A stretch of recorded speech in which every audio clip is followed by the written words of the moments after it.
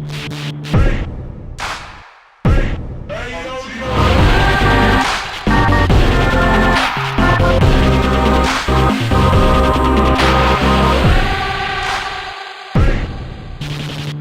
welcome to episode 2 of Everybody Leads. My name is Aaron, and I am sitting here with the star of the show, Pastor Jeff Kapusta. We're so glad to have you guys back. Good to have you guys. Yeah, good to have you. How you doing today? It's a good day. Absolutely, yeah. Cool. Well, we are going to kick off with this idea. We do a monthly staff meeting at Lifepoint where you often share leadership principles, that sort of thing, kind of pour into our team. And back in January, you actually started the year with a staff talk that we're going to share some principles from today. And it was based on a leadership model we see with Moses. And so today we're going to talk a little about that. The focus of today is what got you here won't get you there. That's right. Yeah. It's if you think about it, every decision you've made in life is taking you to the place that you are today. And so all those decisions, all those situations and circumstances that got you to this point have been instrumental. And so there's a lot more decisions to be made to get you to the next point. And so ultimately what got you here won't get you there is all about change. Okay. It's been said the only constant in life is change. And we're being honest, some of us don't like change. Yeah. Now I'm kind of weird. Like I like change, but I think what I like are changes that are like my ideas. Like I don't know that I like everybody else's changes, but you have to learn how do I make change? How do I determine when it's time to change? And it seems like just about the time that you get life figured out, you have to change things up again. Yeah. I mean, think about it from like even a relational standpoint. So my wife and I are getting ready to celebrate 21 years of marriage. Dang. It's big 21 time. years, yeah. Dated for 3 years. So really, it's 24 years. We've spent more of our life together than apart. Yeah. And if you think about even the changes we've had to make, so we went from like dating to engagement, that causes a change in your relationship, to marriage. You know, you think you know somebody when you're dating them. Oh, you don't know them. You get married and you're like, oh, wow, okay. Yeah. Now I'm getting to know them.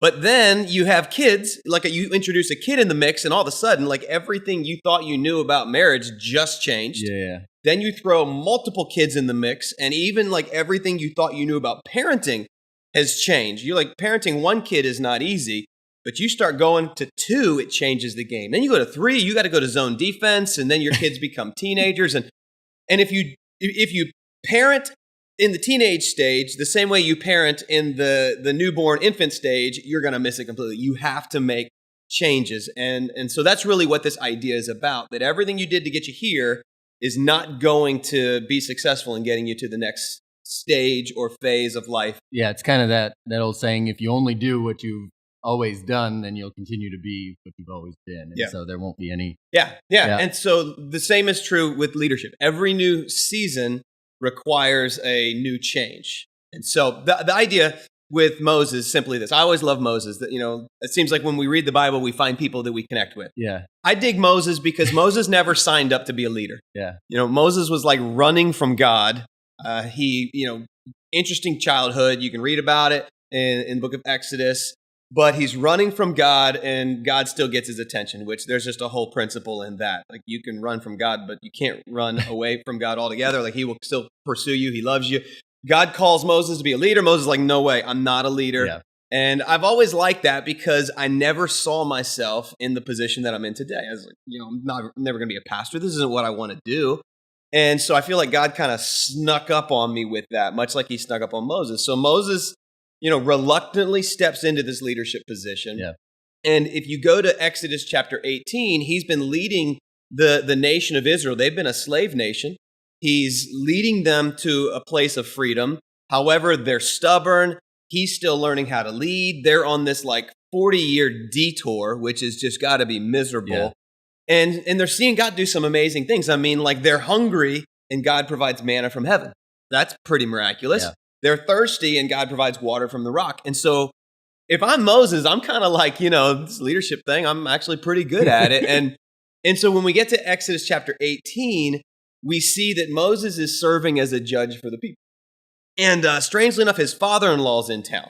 And so his father-in-law goes to work with him for the day. It's kind of weird. It's like bring your father-in-law to work day. Got to be a fun time. It's got to be, but think about it. So be Moses for a moment. Your father-in-law is with you, because if there's anybody in life you want to impress, it's your father-in-law. Yeah. You want him to know that his daughter's in good hands, and so father-in-law comes with him and is watching, and Moses has got to think like I'm a big deal, and my father-in-law is about to see it, because these people, and he goes on. You can read this in Exodus 18:13. He's like, these people, man, they line up waiting to hear from me. Yeah. Like I am the judge. They will bring their dispute. Seeking God's will. Right. Yeah. Which I'm going. Yeah. Yeah. If you need to hear from God, you come to me. It's got to feel pretty good. And so here's father-in-law watching Moses. And so the people are literally waiting like all day, sun up to sundown. And if I'm Moses, I'm looking over my shoulder at my dad, like my father-in-law, like, pretty good at what I do. And then Moses' father-in-law chimes in. I think this is great. In verse 17, Moses' father-in-law says, what you're doing is not good. To which Moses would be like, no, it is good. Look at all the people I'm helping. They want me. And here's what he says. He says, you and these people who come to you will only wear yourselves out. The work is too heavy for you. You cannot handle it alone. Mm. And what he's saying is Moses, your leadership style to this point is not going to be the style of leadership you need to get to the next point. Like you're wearing yourself out, you're frustrated. And I'm willing to bet that if we're being honest, there are aspects of our life and leadership that are exhausting. There's aspects of parenting, certainly, that are exhausting. If you run a business, there's aspects that are exhausting, and they're probably exhausting because you're currently doing things that used to work. Yeah. So you're comfortable. And it's time to get uncomfortable and to do things a little bit differently and to let them go. And for Moses, it took somebody with fresh eyes looking in. I like to say it took outside insight. Yeah. Took somebody looking in that wasn't emotionally attached to what he was doing to say, wait a minute, something's got to change here.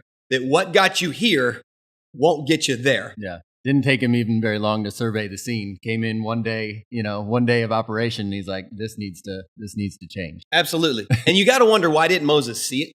Why didn't he just be like, wow, this is exhausting every day. People wait all day. Yeah. But I think the same is true with us. Like sometimes we don't see the changes we need to make. I think there's a lot of misconceptions that we have about changing our style of leadership. I know for me, there's thoughts of like, well, this is what I've always done. I can't do something different because we sometimes find maybe our identity in what we do. And so we think this is what I've always done, or we tell ourselves, well, nobody can do it like me. I mean, that's what Moses thought. Like the people need to hear from me because I'm the only one that can do this. Yeah. Or sometimes it's, we need to put other people in position of leadership, but we think I don't have enough time to get everything done that I need to do. How in the world am I going to train other people? Yeah. So there's no way I can do that. Or the level might drop off while you're trying to empower them to do something. Exactly. And so, yeah. Exactly. Sometimes we think, well, nobody, this is no fun. Nobody else would like to do it. One of the trickiest things for me to learn is that the things I hate, people actually love to do. Like there are people that love to do the things that I hate. I'm not very administrative. You know that. Yeah. It drives me crazy. There are people that love admin kind of stuff. Yeah. And it's hard to wrap your head around. And sometimes one of the misconceptions is that the people need me. They need me. Like I'm a big deal. And if I give this to anybody else, they're not going to get what they want. And the truth of the matter is it's time for a change. If you're stuck and so is your leadership. And if we don't make changes, we won't grow personally. Our families won't change. Our organizations won't change. Our churches. So there's changes that absolutely have to make because we go through different developmental stages of leadership in our organizations. Yeah, and we've seen this all along the journey of the church. And I remember from that talk when you were doing it in staff meeting, and you were talking about different stages of leadership and what that looks like. And so why don't you talk a little bit about that real quick to share that with people? Yeah. So looking at the journey of Lifepoint, I'll give specifically Lifepoint. I think there's 5 stages of leadership that I have seen us go through. And in the early days, I call it stage 1 is doers doing. It's like in the beginning, we're just building a team. We need people. And so everybody we had 40 adults at the beginning of Lifepoint Church. And we're like, all of you are now on the team. There were really no designated leaders. It's just all hands on deck. Everybody jump in. And it was great. People they saw something needed to be done and they jumped in to do it. Then what happens is you start having stage 2, which is doers leading doers. So everybody's doing it, and then suddenly somebody's like, hey, why don't you guys grab that case and drag it to the cafeteria and start setting up the kids' ministry? So they're not a leader, they're a doer that is demonstrating a little bit of leadership qualities. They're rising slightly above, and they're now calling the shots. Yeah, kind of rallying the troops. Right, and so here's a warning there, is a lot of times we go, oh my goodness, that guy's a leader. Let's give them a title. Let's put him in charge. And I would say, time out. Just because they can do doesn't mean that they can lead. Yeah, that's sometimes the worst leaders are the best doers. Yeah. Sometimes people, one of the challenges with leadership is you got to begin to release responsibility, and that's hard for people to do. So stage one is doers doing. Stage two is doers leading doers. Stage three is leaders doing. Now, some people are like, well, wait a minute, leaders shouldn't be doing. No, I would say leaders should be doing at this stage. You do not skip this stage. In the beginning of leadership, the leader's job is to infuse culture and DNA. And so as a leader, you may have more than enough people on your team, but you need to model for them what this looks like. And they need to know that you are not too big for your britches, that you can still show up. And I think this is that stage where you don't ask people to do something that you're unwilling to do. You don't ask people to show up to an event that you're not going to show up to. And so you've got to roll up your sleeves. You may be the leader, you may be the team leader, but you've got to get in the mix and you got to make this happen. And you got to show people what it looks like. I think back to like the early days of the church when, we're pulling all these cases out and, I heard you.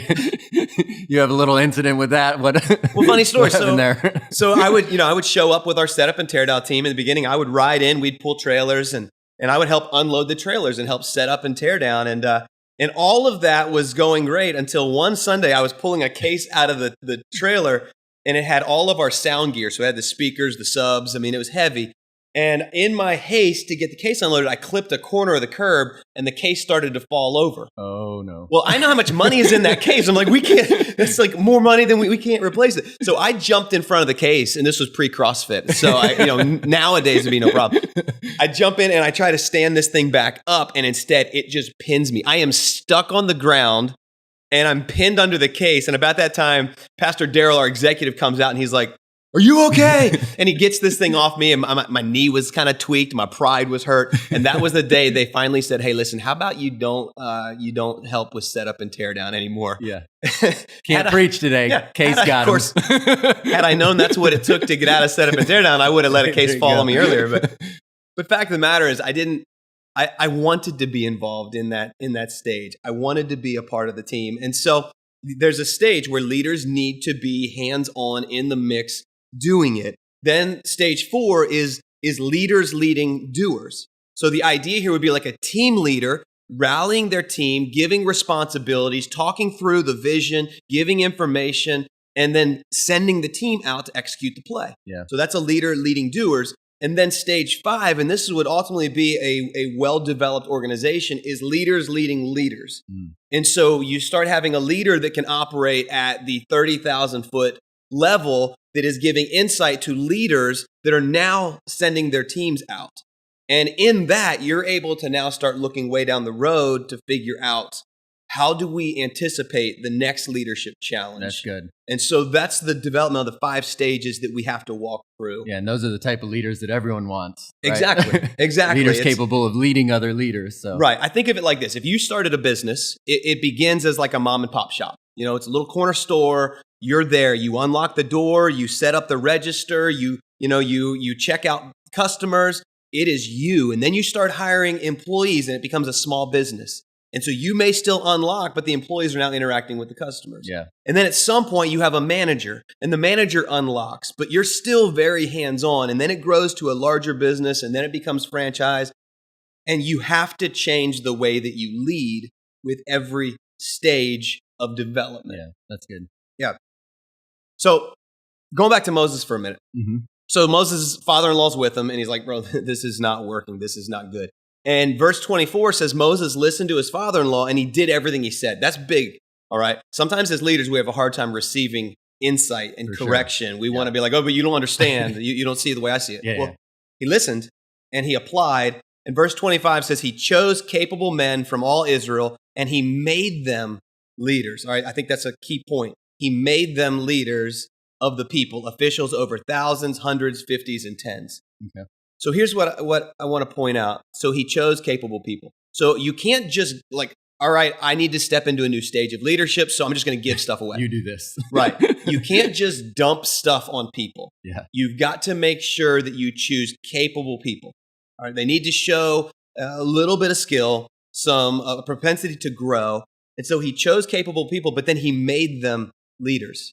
I think there's this idea that leaders are born, and I don't think leaders are born. I think leaders are made. Yeah. I think that we all are born with different skill sets. We discussed that in episode 1. Some of us have different levels of talents and abilities. Yeah. But he made them leaders. What I found is most people don't see themselves as leaders because no one has spoken that over them. Most people need somebody to speak potential into them, to awaken what God has put in them. Most people don't see the opportunities to lead until they're shown. So like in the church world, it requires a lot of times for us as leaders to tap someone on the shoulder and say, you know what, you would be awesome serving in our kids ministry. You just interact with kids so well. Yeah. And somebody's like, well, you know what, I've never really thought about that, but maybe I could do that. Have you ever considered? Exactly. And sometimes that simple conversation will literally change somebody's life. So, and most people aren't going to come to you and say, hey, I'd love to lead. But if you go to them and you ask them, and so I think you've got to identify them, and then you've got to make them, and you've got to give them a compelling invitation. Yeah. And I think that's part of leadership. Yeah. And Moses is a great guy. He gives us all hope because obviously, same thing. He never wanted to be a leader. He didn't think he was qualified. He had a speech impediment. And yet he becomes, a great leader of this movement that God uses greatly. Right. So he gives hope to us all.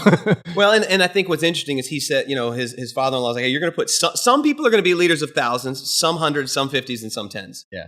You got to make sure that you don't put the leader of 1,000 in a role for a leader of 10 and a leader of 10. So you're putting people in the appropriate leadership position. That's the first a necessary leadership change. pipeline.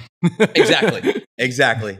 And here's what I find is so neat about this idea of what got you here won't get you there. So if you continue reading in Exodus 18, you turn the chapter into Exodus 19, and you'll find that Moses does what his father-in-law suggests. He appoints able leaders, and he lets them lead.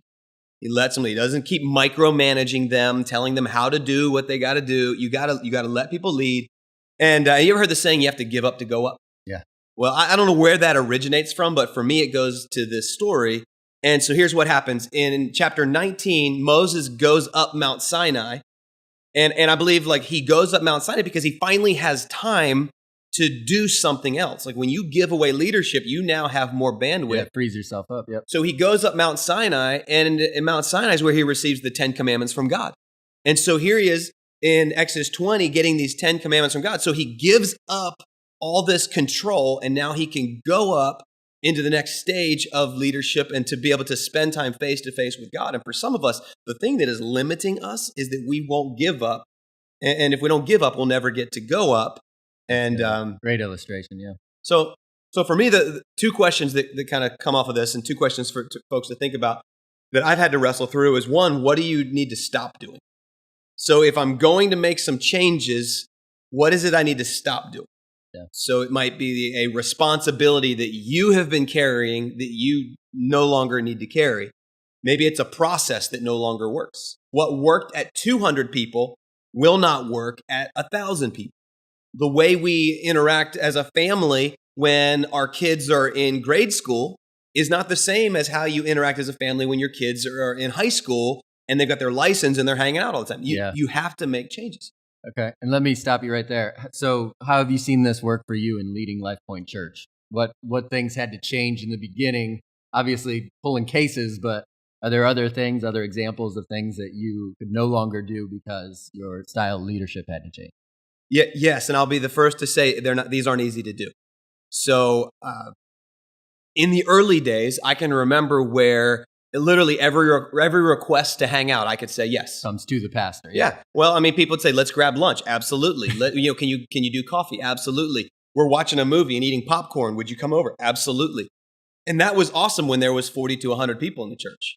Then when we got to about 250, I realized it wasn't that I didn't want to. It was that I had the same amount of time spread across more people, and I had to start saying no.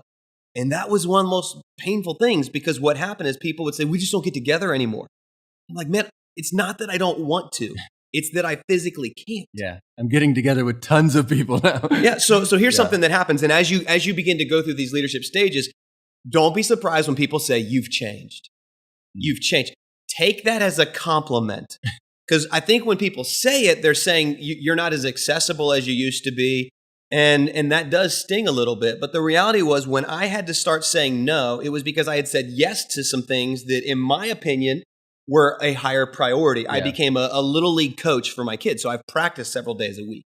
I have a date night with my wife that's a priority. I have a small group that I'm in. Well, all of a sudden, my nights are pretty booked up. So I can't come over to watch the movie, and I can't counsel as much. And I had to start saying, what are the handful of things that only I can do? Yeah. And how do I begin to appoint leaders to do the things I can't do? Yeah. And so that was a challenge when people want to get together for counseling, like a little quick secret. I'm not a good counselor. And so I did it because I felt like I had to. Well, in the beginning of the church, you have to be all things to help. So it's not that we don't counsel people. It's just that I've got better people for that. Yeah. If you sit down to counsel with me, you're not getting the best. Yeah. So we've got better people. And those are some of the changes. I remember the day that my cell phone number had to change. That's maybe an application point that a lot of people need. Change your phone number if you haven't in ages. If you are getting blown up by people that you don't need in your life, it sounds cruel. But in the early days of Lifepoint, my phone number and our executive's phone number were on some of our mailers to thousands of people. And so some of that stuff, the little things that had to change. Yeah. And you've probably seen a whole bunch just being in your role for as long as you have. Yeah. Even serving as your assistant, I mean, a big part of my job, I would say, is clearing the pathway for you of non-essential tasks and non-essential decisions so that you can do what only you can do for the organization. And so that's what I say about my role. I do what anyone can do so that you do what only you can do. And I thought it was pretty cool. You were sharing in staff meeting just yesterday, actually. You were talking about how in the beginning, you felt like God was calling you to plant this church. You kept saying, I can't, focusing on all the things that you weren't good at. And he just kept saying, trust me. And now you've got a team of people around you, talented individuals that are able to do all the things that you wouldn't say that you're good at necessarily. Right. And I think that's worth noting that I think when we start thinking about what do I need to stop doing, we think, well, I can't stop doing that because I have nobody to give it to. If you will begin to put these principles in place, God will bring people along that will help you with the things that you no longer need to do. Yeah, that's good. And so when we were building this team and I kept thinking, who's going to do this? I would have never guessed that I would have the incredible talent that we have around this team now. Yeah. But God knew that. But if I didn't begin to release certain things, we wouldn't see people step up into those different roles. So there's maybe things that you need to stop doing. That's question number one. Question two is, where do you need to start leading, or what things do you need to begin doing? And so I feel like if you're listening to this podcast, there's something in you that desires. It's a great start. you desire to grow. You desire to change. I mean, because everybody leads. It's just true. And if you don't step into this new stage of leadership and you don't start doing things differently, you will be ill-equipped to lead in the next stage of growth. You will stunt the growth, whether it's your family, your business, your ministry team. So you have to make these changes. And so the idea is, where do you need to start leading? That's honestly, it's where this podcast was birthed from. Yeah. I realize I can't have conversations with everybody, but we can talk, capture it, and then put it out for people. This is just one way of trying to grow in my leadership, to share what God has been doing in me with our church at large and really the church community at large. And so, well, talk more about that. What are some things that you do to grow yourself, or what are some resources? I see you brought some books along. So what are some resources you're working through that are helping to grow you so that you can change in your leadership style? Well, so first, when I was in college, I remember thinking, I will never read another book, ever.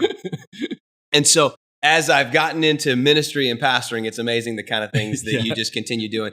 And so I've been hungry recently to learn more about how God has wired me. I heard somebody say the greatest thing you can know in life is the Lord, and the second greatest is to know how He made you. So one of the things that I've found is it's a book called The Road Back to You. It's on the Enneagram.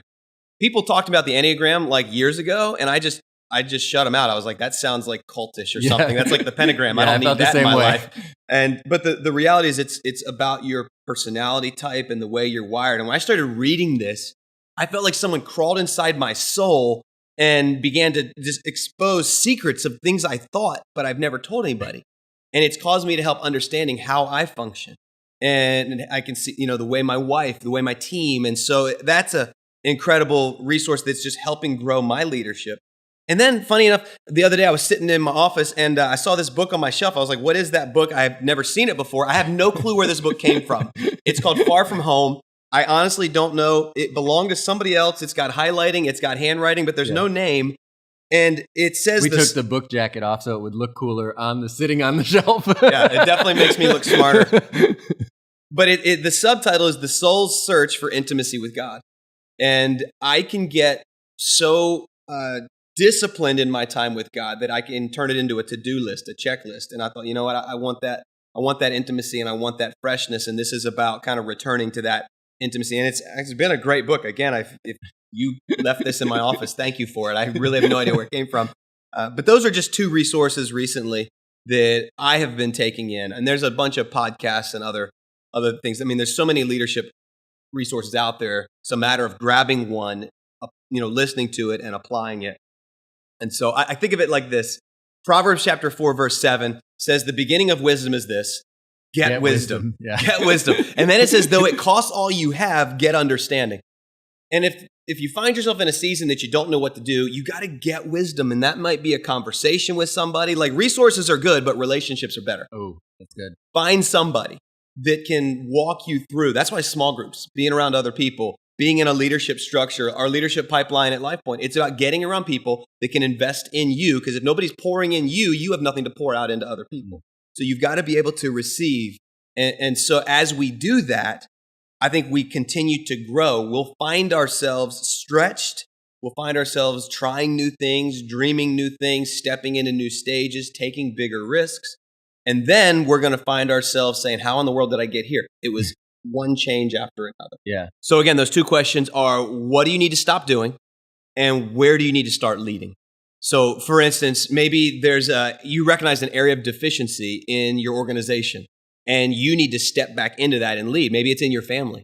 I have teenagers. And so I'm realizing I need to step back in a few stages, be more engaged in this season. And it's just an area where I feel like personally, I need to lead. Maybe there's a new initiative that you realize, now that I've cleared out some space and stopped doing, I have the initiative to take on this new, or I have the bandwidth to take on this new initiative. Now, are there potential leaders that you need to invite and invest in? Yeah. And so it's identifying, what changes do I need to make? And let's go ahead and begin to step into that. I realize for me, as a church, we are in a season where Lifepoint needs my leadership more than my preachership. I don't even know if preachership is a word, but I just made it one. It needs my leadership more than my preaching. And so I have to learn to lead in ways that I haven't before. I've got to learn to be a multi-campus leader. I've got to learn to lead a larger staff. I've got to learn to lead at different levels. And so I'm learning, how's my leadership going to change? Now, how will it change? The answer is, honestly, I don't know, but I know that it has to. Yeah. And that's to come in upcoming episodes. Absolutely. I'll let you know as soon as I figure it out. To share the journey, right? Yeah. And so, well, man, what a good episode. Thank you so much just for sharing those thoughts with us again. This podcast is still relatively new, so we need your help to get the word out. So make sure you subscribe. Share the link to this if you think it would be helpful for some of your friends, family, coworkers, that sort of thing. And make sure you share a review. Be nice, but share a review, honest review. And we look forward to spending more time with you next month. See you then.